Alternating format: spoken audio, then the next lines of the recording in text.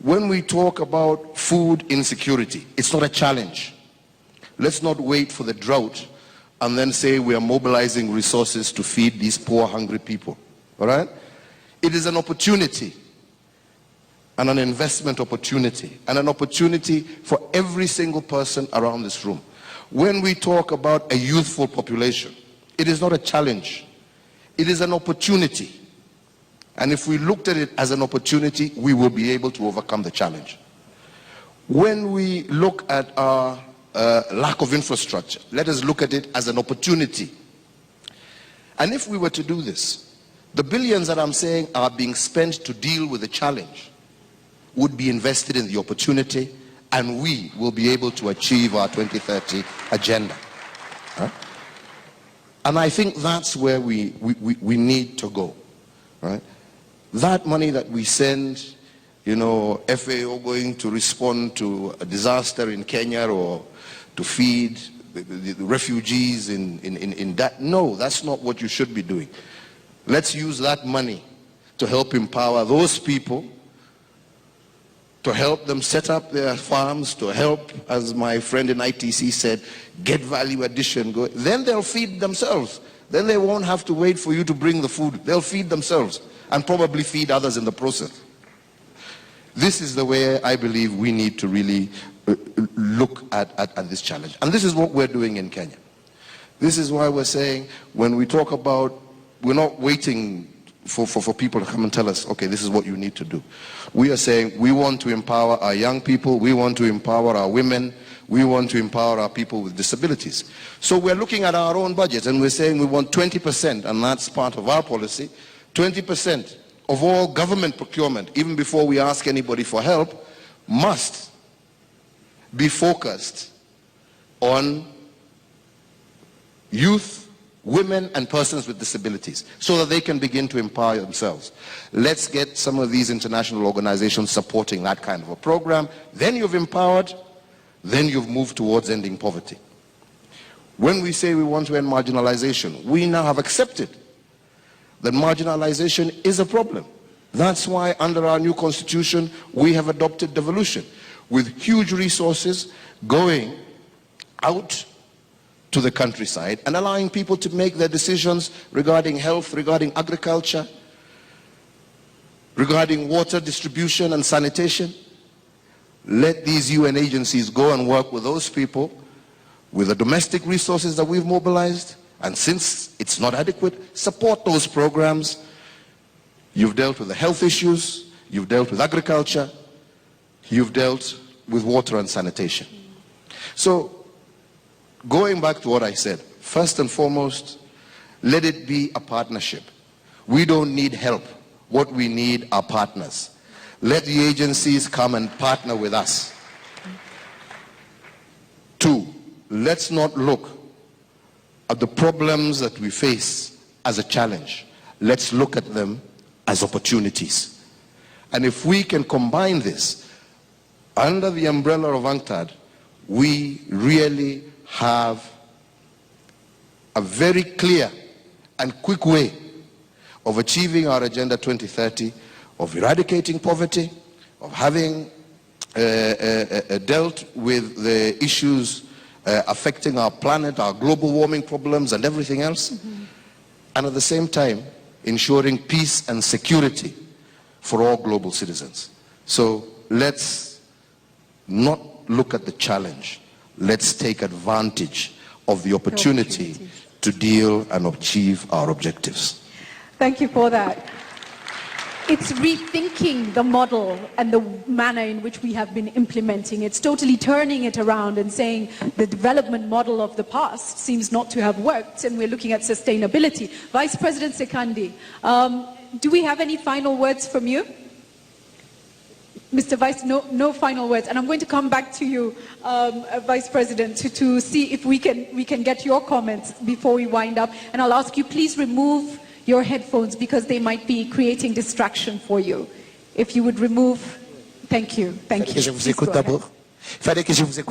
Firstly, I need to listen to you. Thank you very much, Mum. I would like to say that I am from an island country which has less than 1 million inhabitants. As I was saying earlier,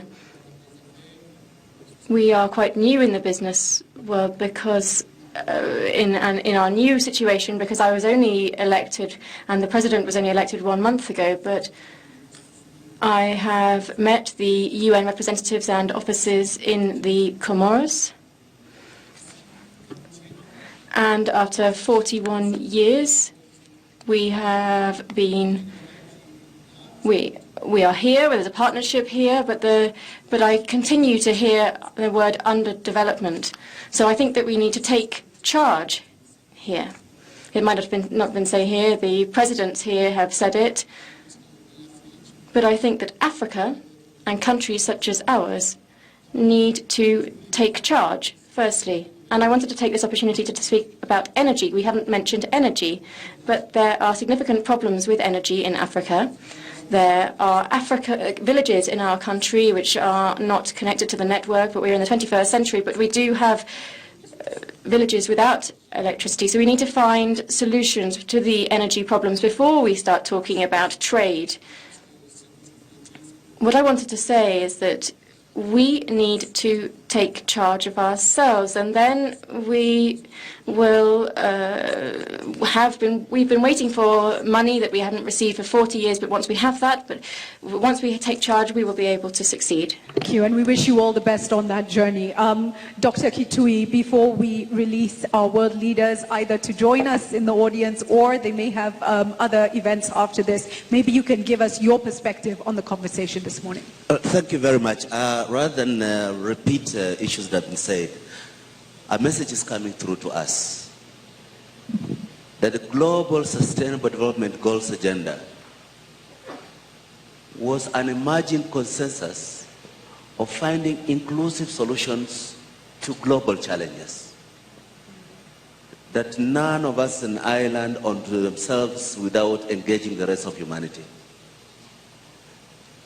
The challenges that global goodwill has encountered in the past year do not negate the call for international solidarity, but that the international leadership is a challenge to us to pull the rug from under the feet of snake oil salesmen who are beating up hysteria, who are constructing walls instead of bridges, that our international solidarity in dealing with shared humanity challenges and pursuing shared goals is not reversed by short-term challenges to the nature of globalization we've been having.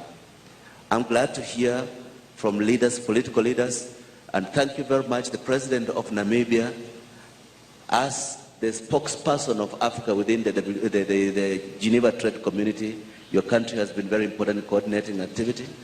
May I just use that occasion also to express my appreciation to colleagues from the United Nations family. I know that we're challenged because this morning is the start of the first high-level political forum on sustainable development goals in New York. So for Azevedo, Arantxa, and other colleagues to vote with their feet to be in Nairobi with us today is a very important statement of solidarity as we build a shared ecosystem of trade diplomacy around the world. We are hoping that the inspiration coming from this early forum will wash off onto the discussions, both in the members, in the main negotiating mechanism, but in the round tables, both at ministerial level and in the investment forum in the afternoon. How can we concretely leave Nairobi with steps forward, with concrete action, with a redemption of the spirit that internationalism cannot surrender in the face of short-term opportunism? Thank you. Thank you so much. Ladies and gentlemen, a big round of applause, please, to our panel of world leaders. And the challenge has been thrown out. We need to move to action, but not just action, efficient and effective action. And we need to transform our way of thinking and our mode of operation. Asante, let's stand. Please be upstanding as the leaders exit the stage. And I will also welcome to be on standby, coming up on the stage, heads of agency. Thank you very much. Thank you very much.